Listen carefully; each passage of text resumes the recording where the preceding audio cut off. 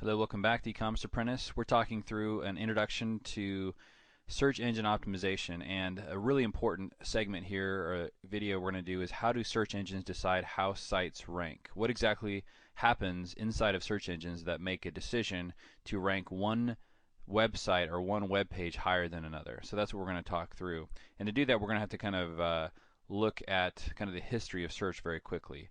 The early days of search was primarily dominated by sites like these five here that were based on content ranking. And what they did was when they crawled the web and they began to index all the content that they found on different websites into their index, into their hard drives and their data centers, they would rank those sites primarily based on factors on the actual page.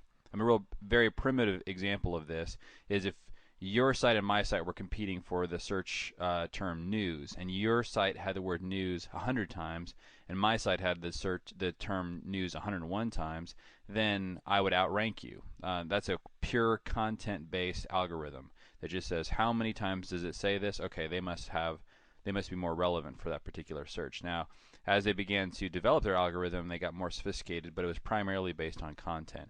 And then Google came along and changed everything. Larry Page and Sergey Brin wrote a paper at Stanford that really changed the face of search forever. What they decided to do was say, why don't we learn from the way the libraries handle how to rank various papers, journals, articles, and books. And if you're doing a PhD, something like adolescent psychology, the books that you would have to read in order to get your degree would primarily be determined by how important those different papers and those books are. You would have to read all the important papers and all the important articles. And the way that you could tell if a article or a book is more important than another was how many times it was cited in other books. So if this particular book was cited 1,000 times and the next most popular book in that subject was only cited 500 times, then of course that's the dominant book in that area of study, and that became the most important, the highest ranked work within that area of study. And they said, well, what if we apply that to the entire internet? But how do you actually get your website or your web page cited like you would in a book? A book or an article is cited in a footnote or in a bibliography.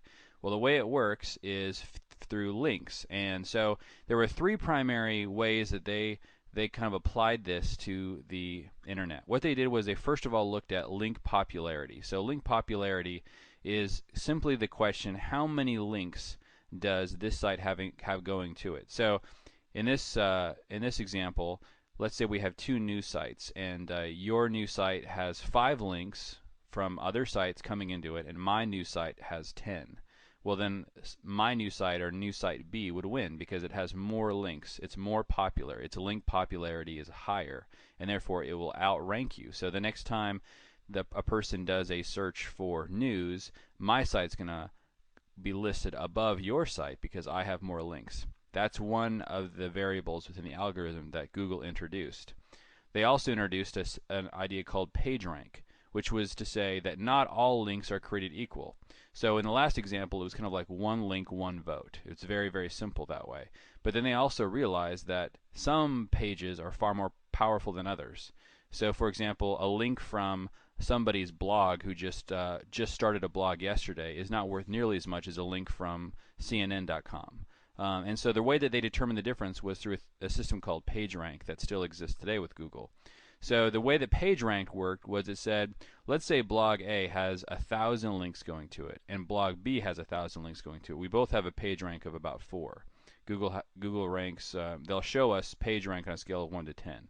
So these two sites are linking to news site A. But let's say news site B has a link from a blog that has 5,000 links going to it, and it's a PageRank of 5.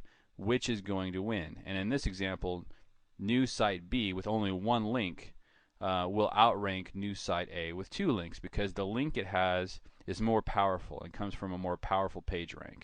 And a PageRank 5 is 8 times more powerful than a PageRank 4, and a PageRank 6 is 8 times more powerful than a PageRank 5. And so PageRank is a really important part of Google's algorithm. And you can see the PageRank of any page. Just download Google's toolbar and get the PageRank plugin. for your browser, and you can see when you're browsing the internet the page rank of every single page that you go to on the internet. So they introduced PageRank, link popularity, and link reputation. So not only is it important how many links you have going to the site and how powerful those links are, what the page rank is from those pages, but also what does that link say about that page it's going to link to. So let's say I'm blogging along and I write the sentence, "Wow, this is my favorite news site," and then I create this hyperlink that you can click on and it goes to my favorite news site. Or let's say instead of writing that, I wrote, "If you want to see my favorite news site, click here." This is an optimized link that is actually passing on a reputation to the news site. It's telling Google this site is about news. This link is telling Google this site is about click here. So this isn't passing on any useful page reputation. This is passing on very useful page reputation.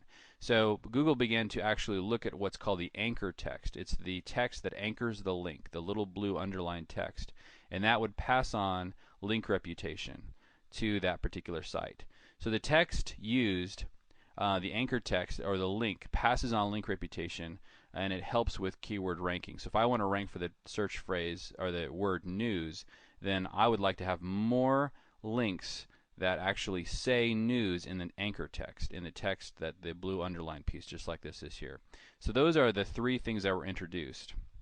So to answer the question, how do search engines decide how sites rank? The answer is a link-based algorithm. They have an algorithm that primarily looks at how important are the links, how many links, and what do the links say about the site that they're going to. That's primarily how they do it. How many links are going to the page is link popularity.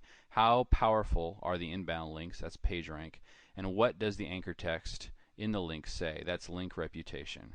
There are also at least 100 or more other variables, but the basis of all search is link-based. Metadata is important. We'll talk about what that is later. On-page content, what the actual page says, is important, but not nearly as important as links. Domain trust is increasingly important, and we're going to talk a lot about that. But links are the basis for all ranking. And so the moral of the story is get tons of powerful, optimized links if you want to rank highly.